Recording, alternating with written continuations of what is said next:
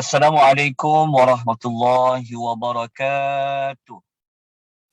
Alhamdulillah wassalatu wassalamu ala Rasulillah amma ba'd. Muslimin dan muslimat rahimani wa rahimakumullah, alhamdulillah pada petang ini kita dapat menyambung pembelajaran kita tentang mengenali makhluk yang bersayap, yang siri yang ketujuh. InsyaAllah saya bersiaran daripada luar kawasan. Jadi untuk memastikan kelas kita tidak terputus dan berhenti, jadi saya berada di dalam kereta. Jadi sebelum tu tuan-tuan dengar tak suara saya? Dengar Ustaz, dengar. Ustaz. Dengar suara saya, alhamdulillah. Okey, nota yang saya paparkan nampak tak? Nampak Ustaz. Alhamdulillah, syukur pada Allah. Baik. Jadi kita teruskan dengan tajuk yang kita akan sambung pada petang ini. Okey. Pada minggu lepas, siri yang ke-6, kita telah mempelajari sedikit sebanyak tentang Malaikat Jibril alaihi salatu wassalam. Jadi kita sebenarnya masih berada pada bab yang kedua, iaitu bab yang tajuk yang terakhir di dalam bab yang kedua berkaitan dengan nama dan tugasan para malaikat. Okey. Jadi kita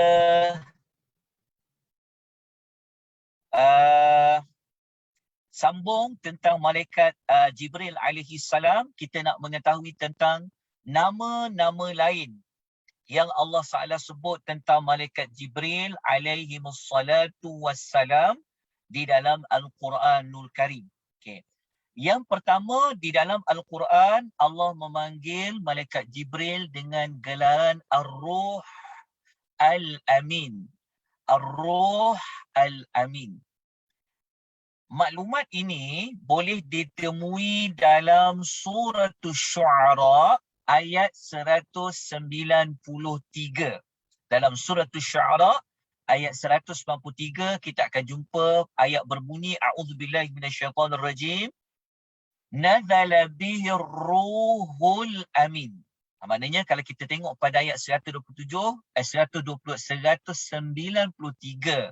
dalam surah Syu'ara, kita akan jumpa perkataan Ar-Ruh Al-Amin. Ar-Ruh Al-Amin di sini, kalau kita merujuk kepada pendapat di kalangan para ulama, seperti mana yang dikatakan oleh Ibnu Kathir. Ibnu Kathir menyebutkan bahawa ayat ini yang dikatakan Ar-Ruhul Amin di sini iaitu Jibril. Siapa dia? Iaitu Jibril alaihi salatu wassalam. Tapi bukanlah Ibnu Kathir sahaja yang kata. Tetapi yang mengatakan ayat 192, 193 itu adalah Jibril, perkata Ruh Al-Amin ini dikatakan oleh ramai para ulama salaf. Seperti Ibnu Abbas radhiyallahu anhuma, Muhammad bin Ka'ab, Qatadah dan lain-lain. Kemudian kalau kita rujuk dalam hadis, bukan dalam ayat Quran tetapi di dalam hadis, contohnya dalam hadis riwayat Ahmad, Aisyah radhiyallahu anha, Ummul Mukminin Aisyah, Sayyidatina Aisyah radhiyallahu anha, ketika mana Aisyah radhiyallahu anha dikaitkan dengan kisah Aisyah, kan dia telah dituduh, dia telah difitnah dengan satu fitnah yang sangat berat. Maka yang membersihkan nama Aisyah, yang menyucikan Aisyah adalah daripada Allah. Jadi Ibnu Abbas mengatakan bahawasanya wa anzalallahu bara'ataki min fawqi sab'i samawatin ja'a biha ar-ruhul amin. Allah Ta'ala menurunkan kesucianmu wahai Aisyah daripada langit yang ketujuh yang dibawa oleh Ar-Ruh Al-Amin. Maknanya malaikat Jibril membawa wahyu daripada Allah, yang Ibnu Abbas menyebutkan namanya dekat situ dalam hadis tu adalah Ar-Ruh Al-Amin. Okay, itu gelaran bagi malaikat Jibril. Ar-Ruh Al-Amin. Kadang-kadang Allah banyak menyebut nama Jibril alaihi salam dengan perkataan Ar-Ruh. Ar-Ruh.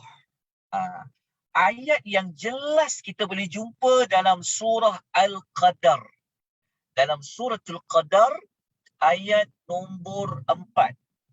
Tanazzalul malaikatu war-ruhu fiha. Akan jumpa perkataan ruh di dalam ayat ini. Saya minta maaf tuan-tuan kalau suara saya ni diselangi dengan bunyi kenderaan kerana saya berhenti di tengah jalan. Ya, sayang untuk kelas ini ditunda. Jadi kita ambillah mana-mana kesempatan yang ada untuk kita belajar sedikit. Hari ini ada juga pengisian kita. Walaupun tak lama lah. Kita tak buatlah sampai 1 jam atau 1 jam setengah. InsyaAllah. Kita buat lebih kurang dalam 35 minit hingga 45 minit. InsyaAllah. Baik tuan-tuan dan puan ya. Okay, semoga tuan-tuan jelas suara saya. Okay, kalau tak jelas tolong maklumkan. Okay. Kalau kita rujuk dalam surah lain, kalau kita rujuk dalam suratul Ma'arij, kita akan jumpa sekali lagi perkataan Ar-Ruh disebutkan. Okey. Dalam slot ini, saya mohon maaf kerana tak dapat nak terangkan perincian ayat yang kita rujuk. Contohnya suratul Ma'arij ayat 70. Okey. Kerana kita bukanlah tujuan utama untuk kita tadabbur ayat. Tetapi kita nak cari di dalam Al-Quran di mana ayat yang menyebut kalau jumpa perkataan itu merujuk kepada malaikat Jibril. Antaranya surah Al-Ma'arij ayat 7 ada perkataan Ar-Ruh. Perkataan Ar-Ruh di sini merujuk kepada Jibril. Sebab tu kadang-kadang dalam terjemahan dia tak terjemah Ruh. Dia terus terjemah Jibril. Jadi Ar-Ruh di sini adalah Jibril. Begitu juga dalam surah tu An-Naba. Akan jumpa pada ayat 38. Akan jumpa perkataan Yauma yaqumur ruhu wal malaikatu saffa. Jumpa perkataan Ar-Ruh dalam surah An-Naba. Ar-Ruh dekat sini jangan ingat ruh orang mati. Memanglah ruh orang mati tu roh juga. Tetapi tidak semua perkataan ruh merujuk kepada ruh orang yang mati. Tetapi di dalam Al-Quran, perkataan ruh kadang-kadang pada setengah tempat seperti ayat surah An-Naba 38 ni merujuk kepada malaikat Jibril alaihi salatu wassalam. Kemudian kita masuk kepada gelaran yang ketiga. Jibril ni, kenapa dia ada banyak nama? Kadang-kadang dipanggil Jibril, kadang-kadang dipanggil Ar-Ruh Al-Amin, kadang-kadang dipanggil Ar-Ruh. Kenapa dia banyak nama? Okey, dalam agama, bukan kaedah lah, tapi para ulama mengatakan, kalau sesuatu itu dia penting, dia besar, dia ada kedudukan, dia sangat utama, maka dia pasti akan ada banyak nama. Contoh Allah Ta'ala, lebih daripada satu nama. Nama Nabi Muhammad SAW lebih pada satu nama. Bukan Muhammad saja. Kadang-kadang dipanggil Ahmad dan banyak nama. Begitu juga kiamat. Ada banyak nama. Al-Quran. Dia bukan sebut Quran saja. Kadang-kadang disebut Alkitab. Kenapa namanya banyak? Kerana kaedahnya apabila sesuatu itu penting, dia hebat, dia ada kedudukan, dia utama, dia akan ada banyak nama. Begitulah yang ada pada malaikat Jibril alaihi salatu wassalam. Baik. Kita cari nama lain yang ketiga. Allah memanggil dengan nama Ar-Ruh Al-Qudus. Allah sebut dalam surah Al-Baqarah ayat 87. Kita akan jumpa perkataan wa ayyadnahu biruhil qudus. Biruhil qudus. Ruhil qudus ni apa? Dia merujuk kepada malaikat Jibril alaihi salatu wassalam. Bukan bukan ia daripada kata-kata saya, bukan tafsiran saya. Kalau tuan tengok dalam nota tu, Al-Imamu Ibnu Kathir. Yang Ibnu Kathir sendiri mengatakan bukan dia juga yang cakap, tetapi Ibnu Mas'ud juga yang berkata begitu, termasuklah Ibnu Abbas yang mengatakan Ar-Ruh Al-Qudus dalam suratul Baqarah ni adalah siapa dia? Dia kata Ibnu Kathir, Ruhul Qudus yang dimaksudkan di situ adalah Jibril alaihi wassalatu wassalam. Bukan Ibnu Kathir saja. Ibnu Mas'ud radhiyallahu anhu, Ibnu Abbas radhiyallahu anhu pun kata ia adalah malaikat Jibril. Begitu juga dalam suratul Baqarah ayat 253. Jumpa sekali lagi perkataan apa? Biruhil Qudus. Begitu juga Allah sebut dalam suratul Nahli ayat 102. Jumpa perkataan Qul nazzalahu ruhul Qudus. Okey, jumpa perkataan Ruhul Al-Qudus. Ada sekali lagi Allah sebut Ruhul Qudus dalam suratul Ma'idah ayat 110. Ayat ni dia berkaitan tentang kedatangan malaikat Jibril bertemu dengan Maryam alaihassalam. Dekat ayat ni, ayat yang ke-110 suratul Ma'idah disebut dengan nama Ruhul Qudus. So dalam ayat tu saya telah highlightkan dia. Saya telah warnakan terang dekat perkataan Biruhil Qudus. Okay? Dia merujuk kepada malaikat Jibril alaihi salatu wassalam. Tuan-tuan dan puan-puan yang Allah rahmati sekalian.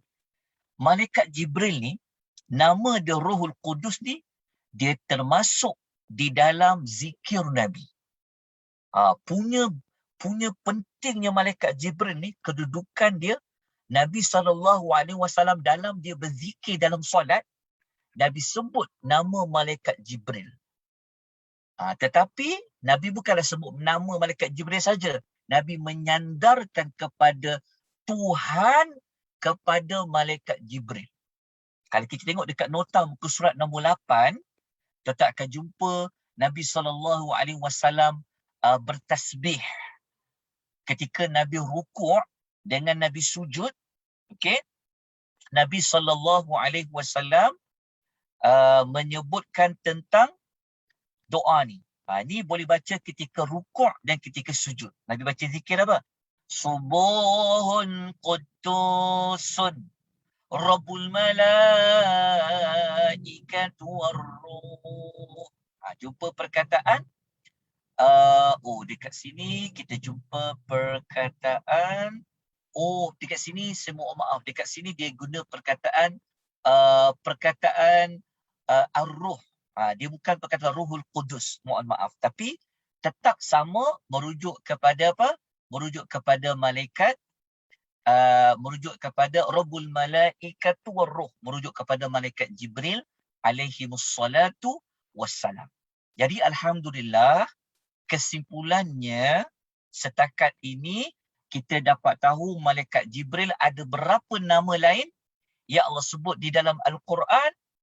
Ada namanya, kadang-kadang dipanggil Ar-Ruh Al-Amin, kadang-kadang dipanggil Ar-Ruh Al-Qudus, kadang-kadang dipanggil dengan nama Ar-Ruh sahaja. Termasuklah nama yang spesifik adalah Jibril.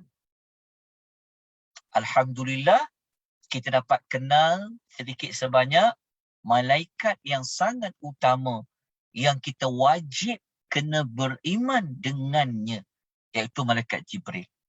Mari sama-sama kita dalami lagi ilmu kita dengan kita lihat apa peranan malaikat Jibril kepada Nabi SAW. Kalau kita baca dalam hadis Nabi, dan dalam nota tu ada dalam hadis riwayat Al-Bukhari, okey, Jibril alaihi salam pernah menjadi imam ketika solat Nabi Muhammad sallallahu alaihi wasallam menjadi makmum.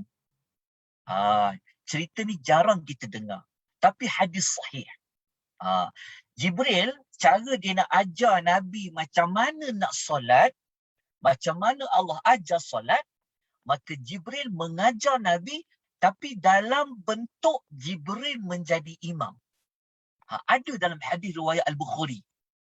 Muka surat nombor 9 tu, kalau kita baca Jibril mengatakan bahawasanya, maksud dia, Nabi SAW bersabda, Jibril turun lalu mengimamkan aku solat. Maknanya menjadi imam solat kepada Nabi. Lepas tu Nabi kata apa? Aku pun solatlah dengan dia. Aku solat lagi dengan dia. Aku solat lagi dengan dia. Sampaikan Nabi kata, Nabi pernah menjadi makmum kepada Jibril sebanyak 5 kali. Nabi tunjuk dengan jari-jarinya yang 5. Maknanya solat yang Nabi belajar adalah solat yang Jibril ajar. Jibril ajar solatnya dari Allah Subhanahu wa ta'ala. Maknanya tugas Jibril bukan hanya menyampaikan wahyu Al-Quran semata-mata, tetapi Jibril juga mengajar Nabi SAW dari sudut wahyu salat. Cara nak salat. Okey, kita tengok dalam hadis lain. Hadis ni, Jibril alaihi salam juga pernah ditugaskan untuk menjampi Nabi. Untuk ubat Nabi ketika Nabi diserang sakit. Maknanya Jibril ni dia meruqyah Nabi sallallahu alaihi wasallam. Kalau boleh, amalkan yang Jibril baca ni. Ini salah satu bacaan kalau kita nak jampi orang. Kita nak ruqyah orang sakit, gunakan yang Jibril baca kepada Nabi sallallahu alaihi wasallam. Nak tahu Jibril baca apa? Mari kita rujuk dalam hadis Nabi sallallahu alaihi wasallam dalam hadis riwayat Muslim. Apa sabda Nabi sallallahu alaihi wasallam? Kata Abu Sa'id Al-Khudri radhiyallahu anhu. Dia kata, Jibril alaihi wasallam, dan Jibril cakap apa? Okey. Jibril cakap, kejap Okey. Jibril cakap, Jibril jumpa Nabi ketika Nabi sakit. Jibril bertanya, Muhammad, engkau sakit ke? Maka Nabi jawab, ya, aku sakit. Maka Jibril pun membaca zikir ni ataupun ruqyah jampi ni. Jampi tu sebenarnya dia dikaitkan dengan perkataan bismillah. Kalau tengok dekat nota tu, muka surat 9 tu saya telah letakkan dengan tulisan warna hitam. Bismillahirrahmanirrahim. Min kulli syai'in yu'dhika min syarri kulli nafsin aw 'ainin hasidin.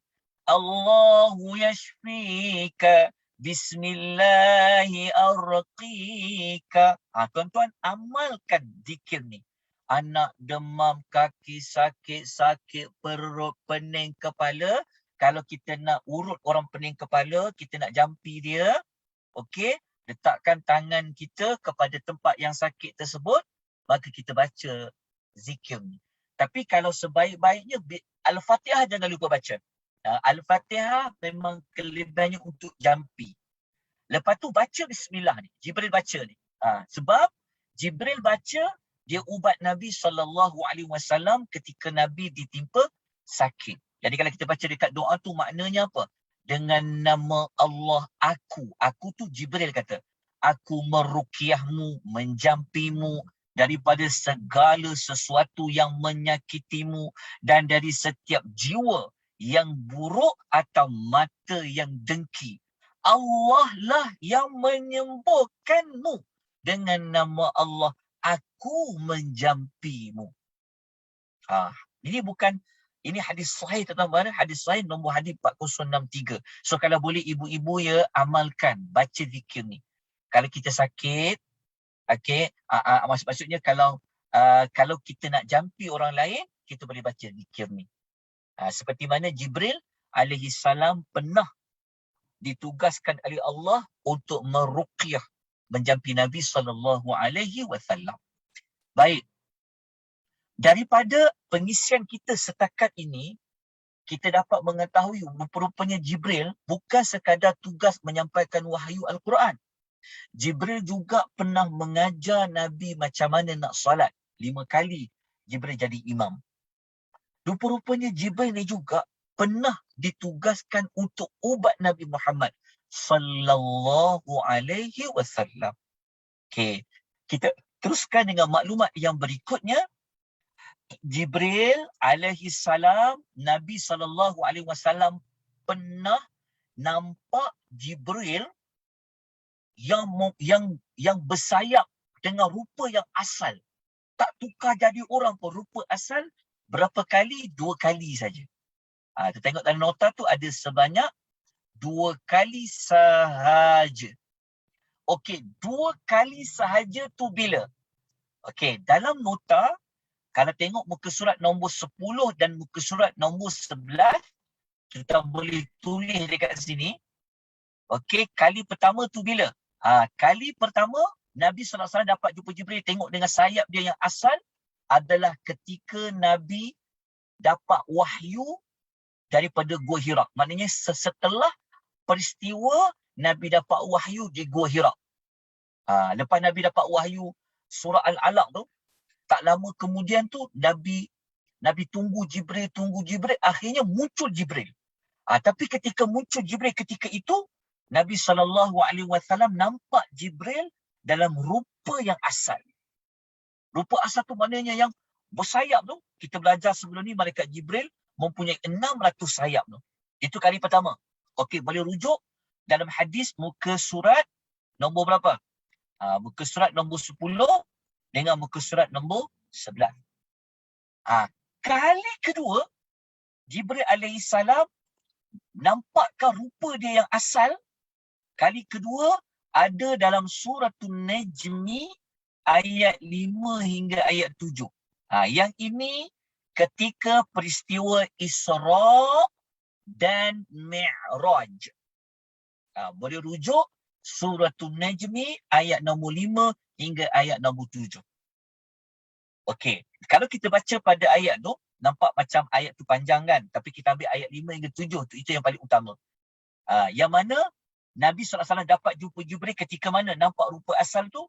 Dekat ayat nombor 7 tu kita nampak. Wa huwa bil ufuqil a'la. Lepas tu panjanglah cerita dia. Malaikat Jibril alaihi salatu wassalam, Nabi nampak dalam rupa yang asal.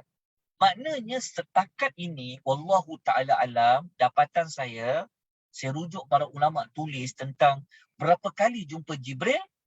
Jumpa 2 kali dalam rupa yang asal. Rupa asal ya, bukan rupa lain. Kalau menyerupai manusia tu banyak kali lah. Tapi menyerupai rupa asal. Wallahu ta'ala alam, itu sekadar yang saya tahu. Kalau ada maklumat lain, mungkin tuan-tuan dan perempuan boleh kongsikan. Dan sebelum kita pergi kepada malaikat yang kedua, malaikat lain, kan kita nak tutup kisah malaikat Jibril, yang malaikat Jibril pada kisah ni, ketika itu malaikat Jibril dia berada dengan Nabi di bawah. Maksudnya ketika Jibril bersama dengan Nabi di muka bumi. Tiba-tiba ada satu malaikat turun dari langit. Tuan-tuan, saya tak baca satu persatu hadis tersebut sebab kita nak jimatkan waktu dengan keadaan yang kurang, suara saya mungkin kurang dengar. Okey, kita boleh baca nota tu dekat muka surat nombor 12. Okey. Kalau kita baca dekat muka surat nombor 12 tu, kita akan jumpa ini cerita tentang surah Fatihah dengan 2 ayat terakhir, surah Al-Baqarah. Okey, kita boleh baca dekat nota tu, dekat hadis tu. Nabi SAW, dia pernah dapat wahyu surah Al-Fatihah. Maksudnya cerita tentang kelebihan surah Al-Fatihah. Kelebihan surah Al-Fatihah dengan kelebihan 2 ayat terakhir surah Al-Baqarah. 285, 286. Berita itu bukan Jibril yang sampaikan. Tetapi ada malaikat lain. Malaikat lain tu, malaikat ni, dia tak pernah turun sebelum ni. Malaikat ni tak pernah turun. Tetapi kerana nak sampaikan maklumat tentang kelebihan surah Al-Fatihah, kelebihan 2 ayat terakhir surah Al-Baqarah, dia turun. Macam mana kita boleh tahu? Sebab Jibril bagi tahu. Nabi cerita pada kita. Kita kena tahu, kita kena baca hadis tu. Daripada mula sampai habis. Yang Jibril kata apa tentang malaikat tu? Malaikat tu dia tak pernah turun pun sebelum tu. Kali ni je dia turun. Ini menunjukkan bahawa yang menyampaikan wahyu ni juga ada malaikat lain. Tapi malaikat ni kita jumpa pada kes ini sahaja. Tapi kaitan dengan malaikat Jibril juga. Maknanya malaikat Jibril yang bagi tahu kepada Nabi bahawa ada satu pintu sedang dibuka dekat langit tu. Malaikat tu turun. Rupa-rupanya malaikat tu nak menyampaikan berita gembira kelebihan suratul Fatihah dengan kelebihan 2 ayat terakhir suratul Baqarah. Jadi boleh guna hadis ni untuk kelebihan suratul Fatihah dengan 2 ayat terakhir suratul Baqarah. Kalau kita baca kelebihan dekat sini. Ni. Dekat ayat-ayat hujung tu. Malaikat tu kata apa? Bergembiralah dengan 2 cahaya yang telah Allah berikan kepada kamu. Yang tak pernah Allah bagi kepada Nabi-Nabi pun sebelum kamu. Iaitu Fatihatul Kitab dan ayat-ayat terakhir suratul Al-Baqarah. Okey, nanti baca daripada hadis yang awal sampai hujung dia. Okey, hadis riwayat Muslim. Okey, tuan jelas? Kan? Boleh dengar suara saya dengan baik? Line? Boleh Ustaz? Okey. Line okey ya? Okey, alhamdulillah. Ya Allah, saya sangat risau pasal line ni sebenarnya. Okey. Sebab saya sekarang berada ceteka kat mana?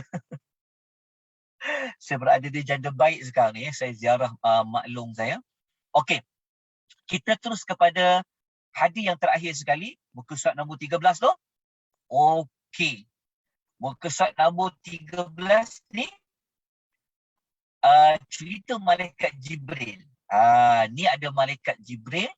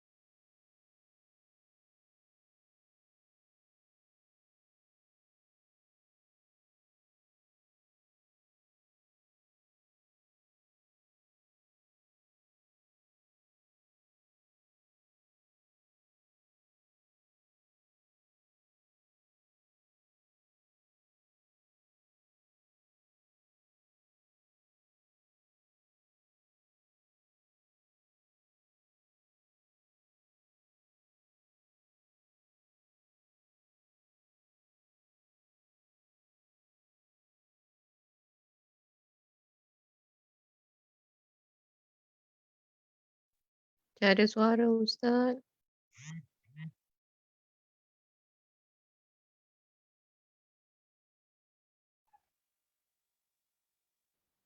Tak ada suara Ustaz.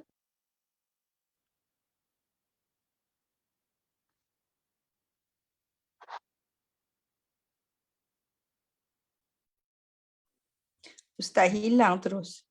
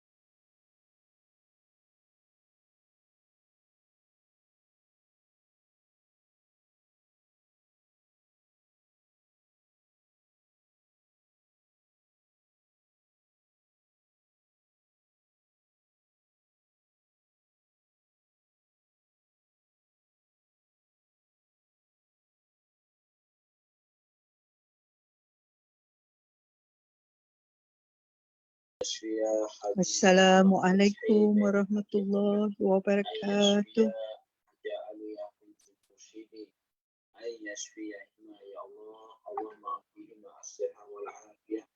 والسلامة في الدين والدنيا والآخرة. اللهم إنا نسألك علما نافعا وعملا متقبلا ورزقا طيبا وشفاء من كل داء وشفاء من كل داء يا ذا الجلال والإكرام. اللهم رب الناس أذهب البأس اشفي وأنت شافي لا شفاء إلا شفاء شفاء لا يغادر سقما. نعوذ بعزة الله وقدرته من شر ما نجد ونحاذر. نعوذ بعزة الله وقدرته من شر ما نجد ونحاذر. نعوذ بعزة الله وقدرته من شر ما نجد ونحاذر. نعوذ بكلمات الله التامات من شر ما خلق. نعوذ بكلمات الله التامات من شر ما خلق. نعوذ بكلمات الله التامات من شر ما خلق. نعوذ بكلمات الله التامة من غضبه وعقابه وشر عباده ومن همزات الشياطين وأن يحضرون ومن همزات الشياطين وأن يحضرون. اللهم إنا نعوذ بك من البرص والجنون والجذام ومن سيء الأسقام. اللهم إنا نعوذ بك من جهد البلاء ودرك الشقاء وسوء القضاء وشماتة الأعداء. اللهم إنا نعوذ بك من زوال نعمتك وتحول عافيتك وفجاءة نقمتك وجميع سخطك. اللهم فقهنا في الدين وعلمنا التأويل. اللهم ربنا زدنا علما. اللهم لا سهل إلا ما جعلته سهلا وأنت تجعل الحزن إذا شئت سهلا. اللهم إنا نعوذ بك من ضيق الدنيا وضيق يوم القيامة. اللهم اغفر لنا ذنوبنا ووسع لنا في ديارنا وبارك لنا في أرزاقنا يا ذا الجلال والإكرام.